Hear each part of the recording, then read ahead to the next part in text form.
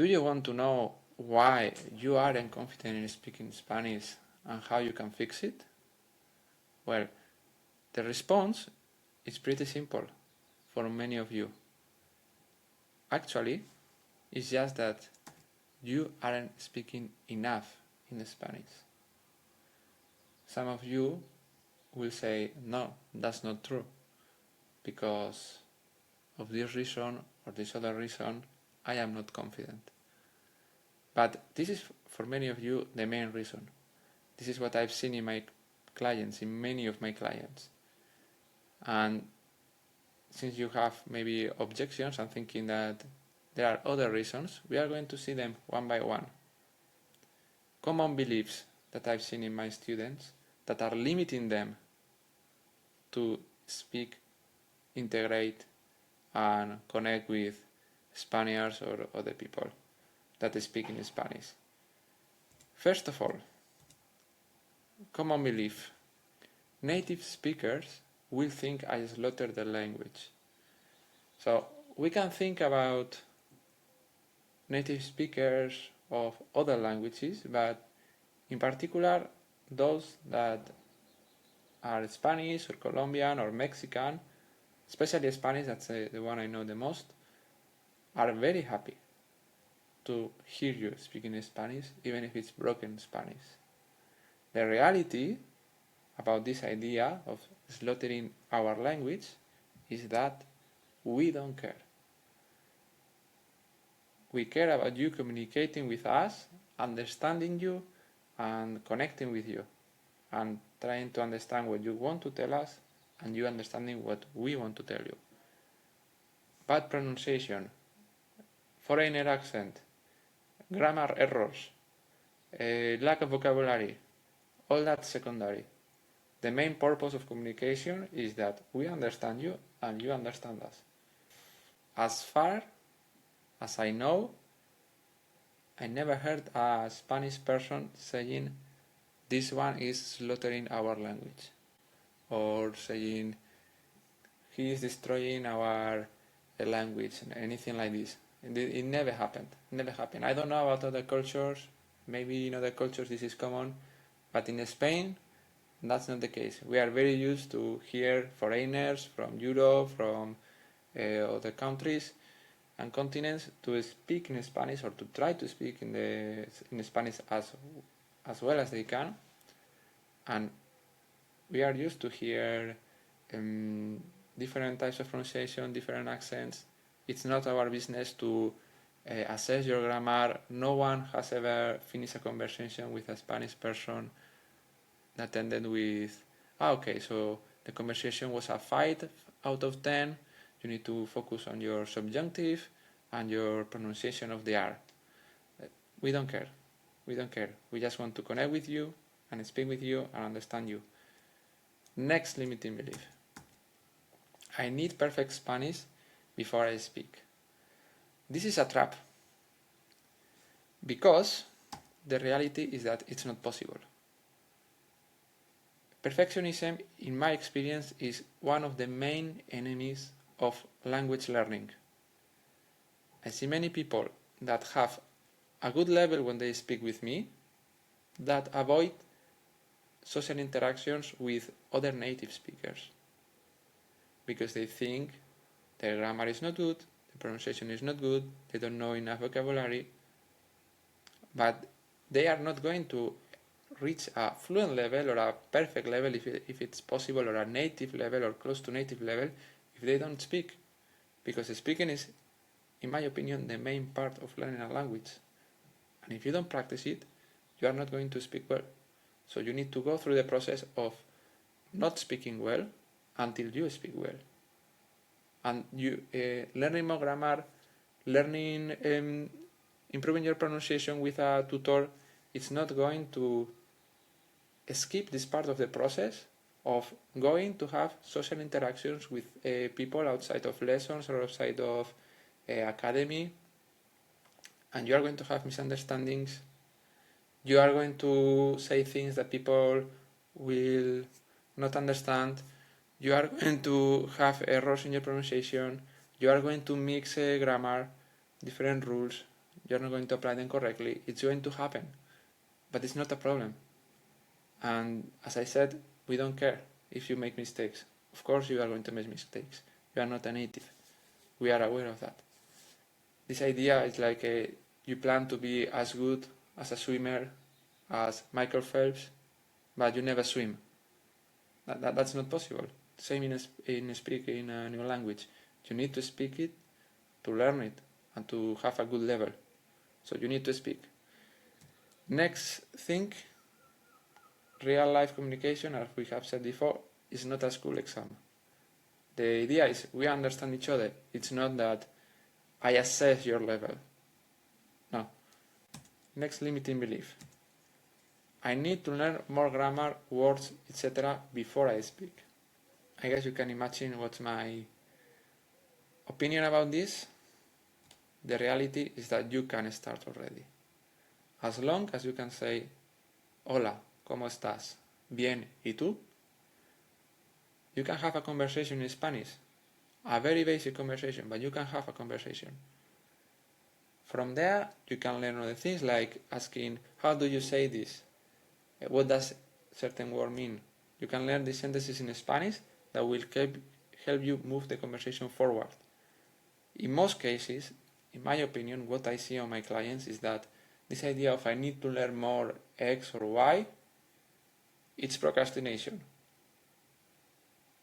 You need to learn them, but it's not an excuse to not speak. So you can speak and learn at the same time, these things. But you need to speak. Another belief I've heard a few times.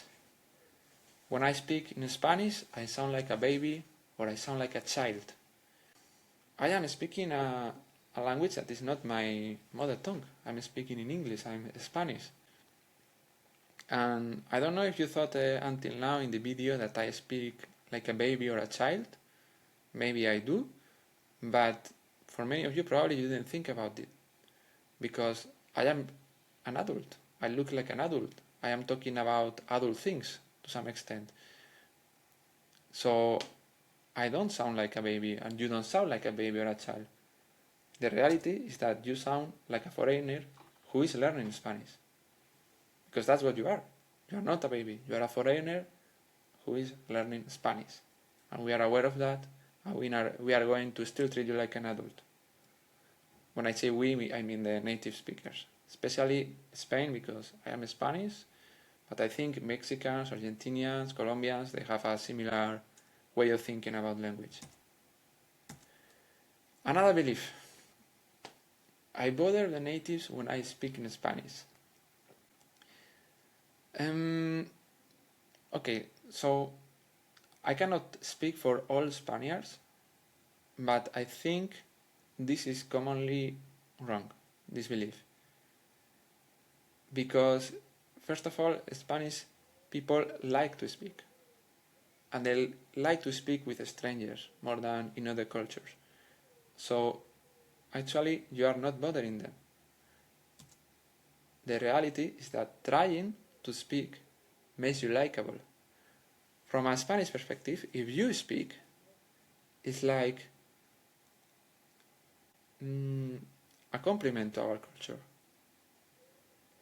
Because we see that someone, a foreigner, is making an effort to learn our language, to connect with us, to learn our culture. So if you speak in Spanish, for many of us, it's something positive. For many natives, they will see it positively. And just trying, as I said, makes you likable. There is a big difference on how Spanish people see, usually, foreigners that don't try to speak in Spanish and foreigners that try to speak in Spanish. They usually prefer the second because they can connect with them in Spanish. And many Spanish people don't speak English, so it's the only way for many of us to connect with you.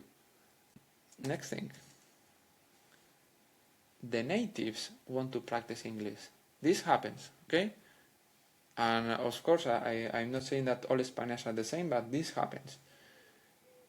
But most of the time, they are doing it for you.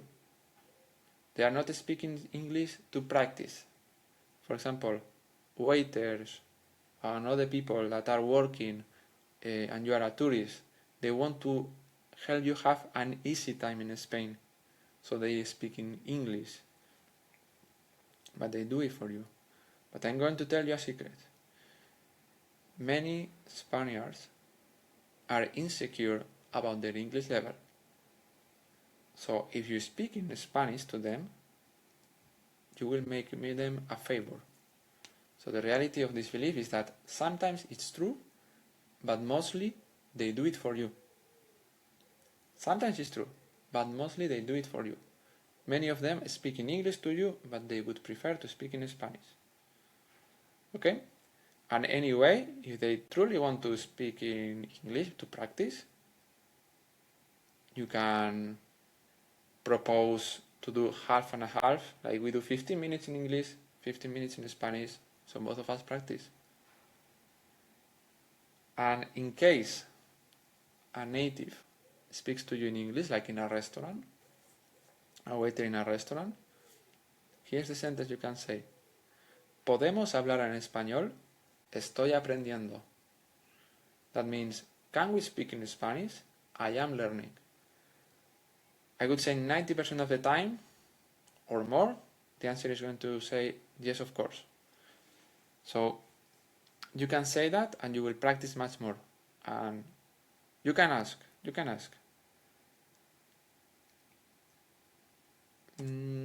Okay. So, we have seen those limiting beliefs, and we are going back to what I said in the beginning. Why you aren't confident in Spanish?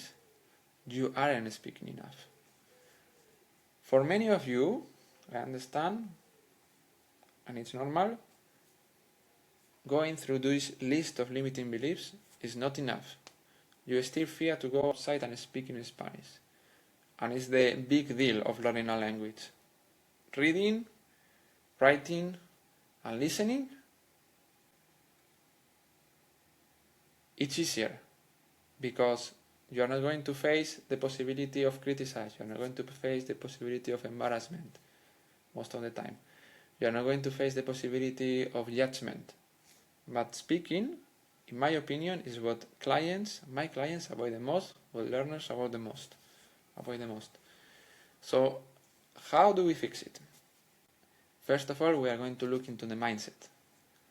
Until now, maybe, your mindset, now our mindset, was, I want to speak perfectly. We need to stop with this. We need to stop with the perfectionism. What we need to do is to improve a little bit every day. So instead of the old mindset, we are going to have a new mindset. I want to communicate and have a good time. Instead of thinking, I'm going to have this conversation or I'm going to ask for this in the supermarket or the cafeteria, and it's like a test to my level and my 6 months of practicing Spanish or whatever. Instead of this, just think, I want to communicate. I want them to understand me, and I want to understand them. That's all. And on top of that, I want to have a good time. For many of you, and you can remember this, you are learning Spanish not to pass an exam. You are learning Spanish because you want to integrate in Spain, or you want to speak with locals when you do tourism in Spain, but you are not going to be assessed by an institution or anyone about how good is your Spanish.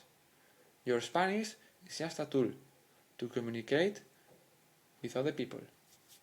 So you can think next time you are going to have a conversation, I want to communicate, I want to get what I want in a restaurant or supermarket or whatever, and I want to have a good time. Okay, so what is the process we are going to follow from here? It's very basic. Do what you fear to fear it less.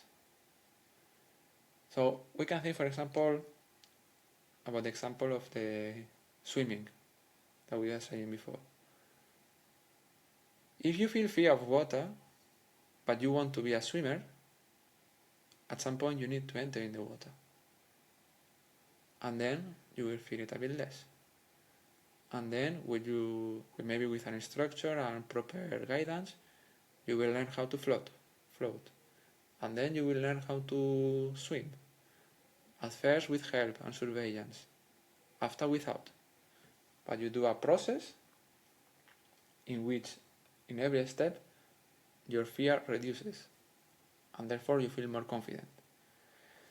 This idea is a part of what in psychology it's called exposure therapy. I'm not a psychologist, but I know this concept. The more you expose yourself to something, the less you fear it. So it's a process, and continuously you will fear it less. This is for fears that limit you. Of course, if you fear something dangerous, maybe it's functional to fear it. But if it's not functional, like public speaking or speaking in another language, those fears, it's better if we reduce them during this process. As I said, I am not a psychologist. I don't have any certificate about this topic. You are free to check this online or with a professional. So, what is the idea? We are going to expose ourselves to what we fear, in this case speaking, instead of avoiding it. Why? Because your brain, every time you run away from something, you teach it to fear it. You are telling it, this is a threat, we need to avoid it. And the next time you come back to this situation, you will fear it even more. Instead, we expose ourselves and we show our brain that this that we are doing is not dangerous. The fear will reduce progressively, and the next time it will be easier, and the next time it will be easier, and the next time it will be easier. And you can say, okay, I can do that, but I feel a lot of fear of going into a party with a lot of Spaniards and speaking in front of everyone. Okay, don't make it hard for you. You can make it easy. So we can go from what is the least scary, but still challenging for you, to most scary. So we do it gradually. So we do a graded exposure. The most scary, for example, could be speaking with a group of Spaniards. So if this is something you can do already, go for it. It's great because then you are going to improve much faster. You go, you speak with them, and you will see that nothing bad happens. You don't go, you don't get into troubles. If you do a grammar mistake, you don't go to jail or the hospital. It's nothing bad is going to happen. The worst it can happen is that you have a misunderstanding that will be maybe funny, or that you will solve with more communication. That's the worst that can happen, and it's completely inoffensive. If still you cannot do this, we go to the next one, a bit less scary. You can think about less scary things than this. I give you an idea. Speaking with a trusted Spanish speaker. It can be a native or not. It can be someone that is learning Spanish or that has been learning Spanish for a long time. Someone you trust and you feel comfortable with, but still you speak in Spanish, which is something that you want to expose yourself to. If that's still too much, the least scary thing you can do is to close your eyes and visualize yourself having a social interaction in Spanish that goes well. Why to do that? First of all, it's completely safe. Nothing bad can happen to you because it's just your mind. And second, the brain has difficulties differentiating imagination from reality. So it will help your confidence to believe you are succeeding in something just because you are imagining it.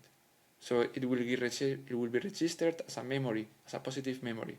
Even if you know that it's not real, your brain will interpret it to real to some extent. So, that's the theory. What you can do today? Here I'm going to give you some ideas. Message someone you know who speaks Spanish with WhatsApp, Instagram, whatever. And you just send, hola, ¿cómo estás? If you can send it in an audio, you can say, hola, ¿cómo estás? Estoy aprendiendo español, maybe.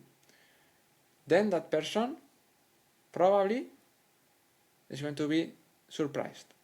And they are going to engage with you, and maybe, probably, and they are going to be happy, and maybe if they didn't know you were speaking Spanish and it's their native language, maybe they are going to be excited. And I've seen it a couple of times. Like one student messaged someone he knew when his Spanish level was lower, and this other person said, wow, but your Spanish is much better than the other time, than 6 months ago. You can do that. Another one, if you tell me, I don't know anyone, okay, so you can join, for example, Tandem or HelloTalk, and message native speakers. They don't pay me anything. It's not a paid promotion. But I know they help. Some of my clients have used Tandem, and that's the one I know more about. In Tandem, you download the app in your phone, create your profile, you say what languages you speak and what languages you want to learn. And then, apart from maybe your hobbies and so on, and then the app is going to show you other users that speak the language you want to learn and learn the language you speak already, like your mother tongue, maybe English or German, French. So what's going to happen is that you can message them, they can message you, and then you can start an interaction, and you can speak a bit in the language you want to learn and another bit in the language they want to learn, and you can form friendships, because I know my students, they have friends thanks to this app in another continent, and you can send text, you can send audios, and you can call. So it's a good way to expose yourself to learn a language and to practice speaking, practicing with native speakers, and it's something you can do just now.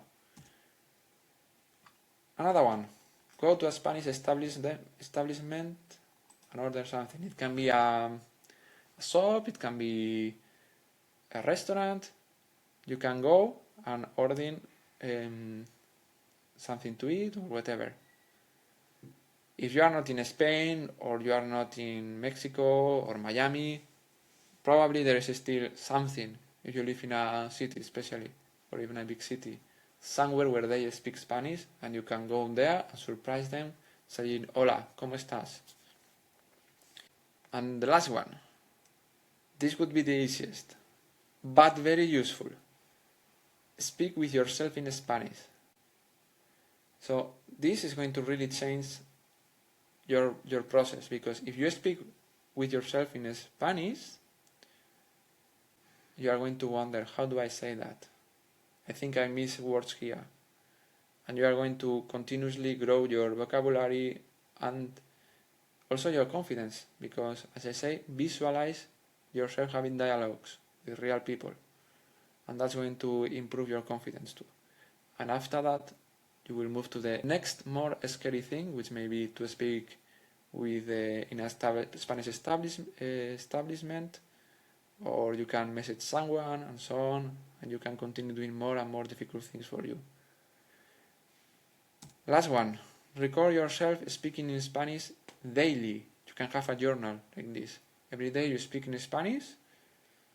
You can do it on your phone or your laptop or your computer. And after some weeks, you will be able to see your progression of your speaking. You will be able to come back to it and listen to yourself and say, I improved. So right now, I recommend you to stop this video for 5 minutes and do one of these. You can do them already, okay? And now finally, we continue. I hope this helped you, but if you need more help, you can contact me. You can book a strategic call with me to see how is your Spanish, what are your needs, what are your goals, and how we can move to get you there, what action items you need, and I will assess your level. so you can improve your fluency and also integrate if you are living in Spain or other countries.